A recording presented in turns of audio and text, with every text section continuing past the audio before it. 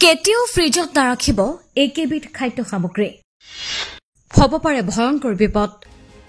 ফলমূল শাক-পাচলি আৰু অন্যান্য গেলামালৰ সামগ্ৰীৰ কথা আহিলে যিমান পাৰি সিমান দিনলৈ সতেজ কৰি ৰাখিবলৈ আমি সাধাৰণতে ফ্ৰিজত সকলো বস্তু জমা কৰি ৰাখোঁ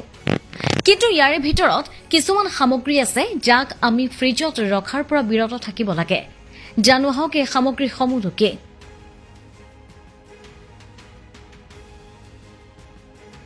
আমি সাধাৰণতে দীৰ্ঘ সময়ৰ বাবে সতেজ তথা ভালে ৰাখিবলৈ আমি শাক-পাচলিবোৰ ফ্ৰিজত থৈ দিওঁ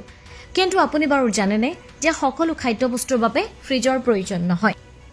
ফ্ৰিজৰ ঠাণ্ডা বতাহে কিছুমান স্বাস্থ্যকৰ খাদ্যবস্তুৰ পুষ্টিগত মূল্যত নেতিবাচক প্ৰভাৱহে পেলাব পাৰে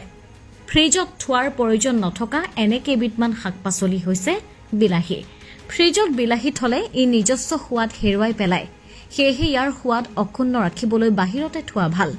তাৰ পাছতেই কল ঠাণ্ডা ঠাইত থলে কল সোনকালে নপকে পকিবলৈ হলে কলক এক মধ্যমীয়া তাপমাত্ৰাৰ প্ৰয়োজন অৱশ্যে যদি আপুনি কলক দীৰ্ঘদিনলৈ কেঁচাকৈ ৰাখিম বুলি ভাবিছে তেতিয়া ফ্ৰিজত থব পাৰে কিন্তু বেছি দিন ফ্ৰিজত থাকিলে কল কলা হোৱাৰ সম্ভাৱনা থাকে ইয়াৰ পাছতে বেঙেনা হৈছে উচ্চতা সংবেদনশীল পাচলি যাৰ বাবে ইয়াক ফ্ৰিজত দীঘলীয়া সময়ৰ বাবে ৰাখিলে ক্ষতিকাৰক হ'ব পাৰে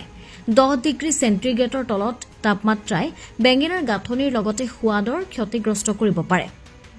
ইয়াৰ পাছতে মৌ দীৰ্ঘ সময়ৰ বাবে ভালে ৰাখিবলৈ ফ্ৰিজত থোৱাৰ প্ৰয়োজন নাই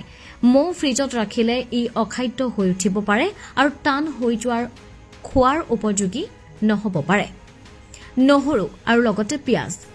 নহৰু ফ্ৰিজত থোৱা খাদ্য সামগ্ৰী নহয় ফ্ৰিজত থোৱাৰ ফলত ইয়াৰ গজালি আহিব পাৰে নহৰু সদায় মুকলি ঠাইত ৰাখিব লাগে পিয়াজ ফ্ৰিজত থলে ই কোমল হৈ পৰে নহৰুৰ দৰে পিয়াজকো মুকলি ঠাইত ৰাখিবলৈ দীৰ্ঘদিন থব পাৰে